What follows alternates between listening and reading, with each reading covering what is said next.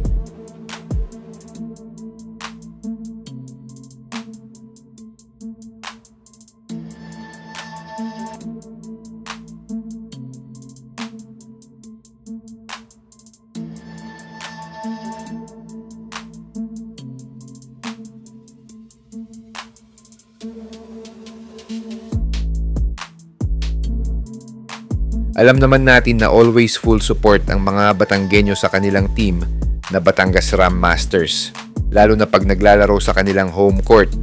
Laging punong-puno ang arena at jam-packed ang crowd. Kaya siguro ganun na lang ang naging galit at malungkot na reaksyon nila after silang ma-eliminate sa MPBL at may marinig pa kay Carlo Lastimosa.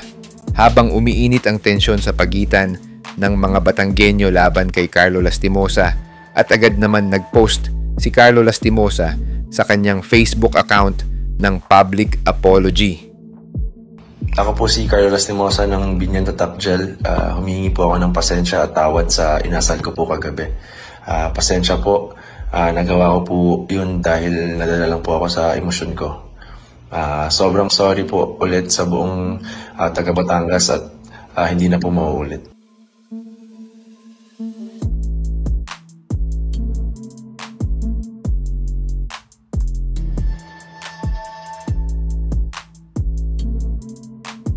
Deleted na din ang live video sa Facebook ni team owner Monching Taliseyon at wala pa din sa ngayon aksyon or komento ang management ng MPBL sa issue na ito. Sa darating na Lunes ay maghaharap na ang number 1 sa South na Quezon Huskers versus Binyan Tatakjel para sa kanilang Game 1 South Division Finals.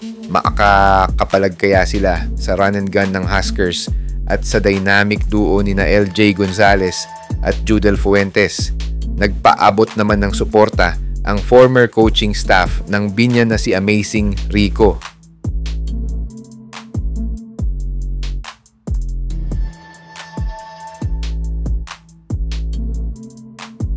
Ano ang masasabi nyo sa inasal ni Carlo Lastimosa, mga ka-big time? Dapat ba siyang patawan ng persona non grata sa Batangas? Mag-comment lang sa baba. Balikan natin ang crucial minutes ng pagkapanalo ng Binyan sa Game 3 laban sa Batangas. 10 seconds on the shot clock. Raimundo. 5 seconds. You wanna go to Ping? Pingris to Lopez. Jumper. Yes! My goodness! Bam Lopez with the biggest shot of his career.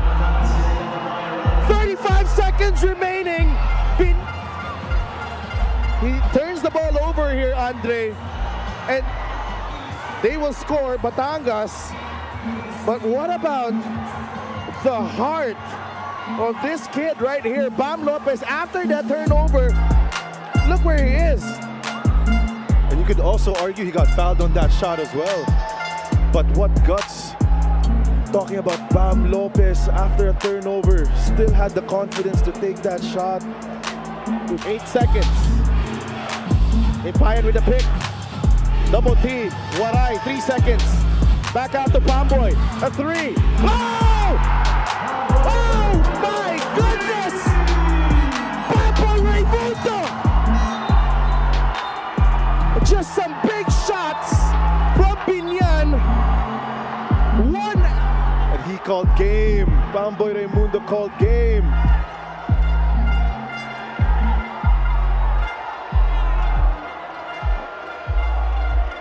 That is night. Batangas. Pamboy Raimundo ending the game the way he started it. Incredible series, and we have a team that's fully.